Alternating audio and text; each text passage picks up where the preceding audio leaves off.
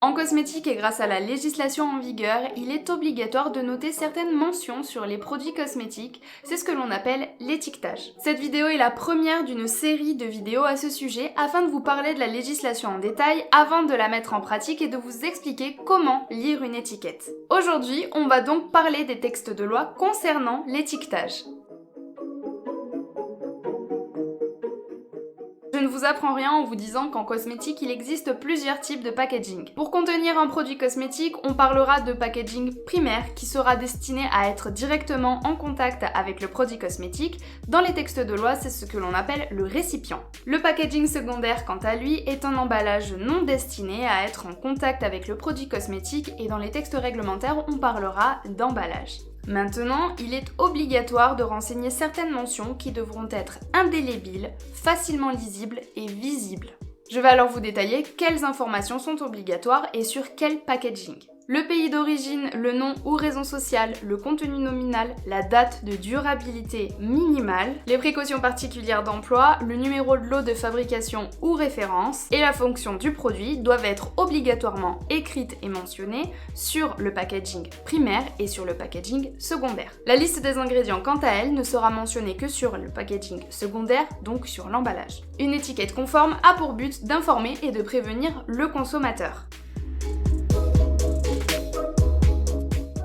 C'est l'adresse de la personne responsable ou le dossier d'information du produit cosmétique est à disposition. On attend également le pays d'origine spécifié sur les produits qui vont être importés, c'est-à-dire si les produits sont fabriqués hors Union européenne.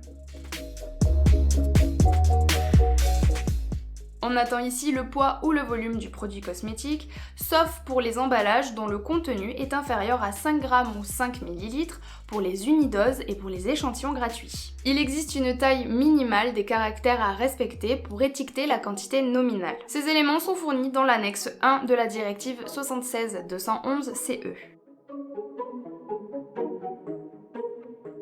Pour cette rubrique, il faudra que la date soit notée elle-même avec mois, année ou alors jour, mois, année, précédée de la mention à utiliser de préférence avant fin, 3 petits points, ou alors le symbole DDM. Attention, la date de durabilité minimale précise n'est pas obligatoire pour les produits cosmétiques dont celle-ci dépasse 30 mois. Pour ces produits cosmétiques, on mentionnera la PAO, c'est-à-dire la période après ouverture, qui sera exprimée en mois ou en année, et on mettra bien sûr le symbole PAO.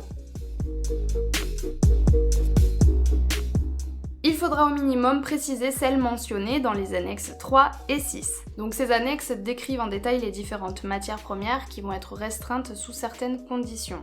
Par exemple les parabènes avec leur quantité autorisée dans les produits cosmétiques. Et pour les produits à usage professionnel, il faudra indiquer les éventuelles précautions à observer. Cela doit permettre l'identification du produit cosmétique. Et si ce dernier est trop petit, on pourra ne mentionner cette information que sur l'emballage.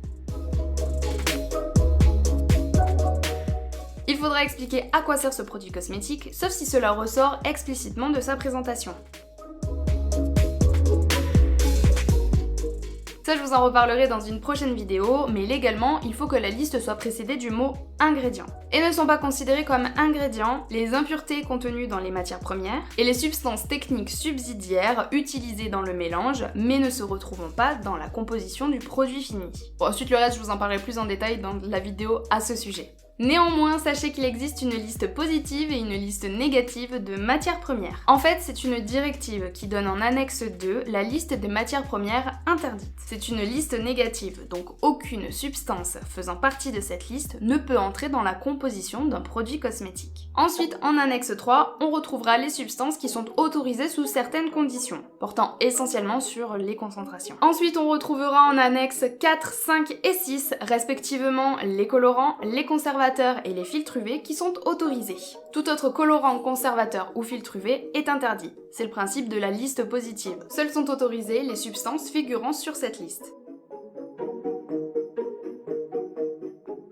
REACH signifie Registration, Évaluation, Autorisation and Restriction of Chemicals, ce qui veut dire en français enregistrement, évaluation, autorisation et restriction de produits chimiques. Ce règlement de la CEE a été voté le 17 novembre 2005 par le Parlement européen et a été adopté en deuxième lecture le 13 décembre 2006. Elle modifie les législations sanitaires des produits chimiques dans la communauté européenne et entrera en vigueur le 1er juin 2007. En fait, pour vous détailler un peu plus ce principe, parmi les 100 000 produits chimiques que nous côtoyons au quotidien, donc dans les cosmétiques mais aussi dans les produits pharmaceutiques, dans l'alimentaire ou même dans les textiles, seulement environ 3000 substances mises sur le marché depuis 1981 ont réellement été testées en termes de dangerosité pour la santé humaine ou pour l'environnement. Le but de REACH est de pallier à ce manque. Auparavant, pour une substance controversée, c'était aux autorités de prouver leur dangerosité afin de l'interdire. À présent, ce sont aux industriels et aux fournisseurs de prouver leur innocuité pour pouvoir les proposer sur le marché. Concrètement, les entreprises doivent enregistrer une base de données de toutes les substances produites ou importées de plus de 1 tonne par an et évaluer leur toxicité. Et en plus de ça, REACH définira une liste de substances préoccupantes. Les industriels devront prévoir des plans de substitution afin qu'à terme, ils ne soient plus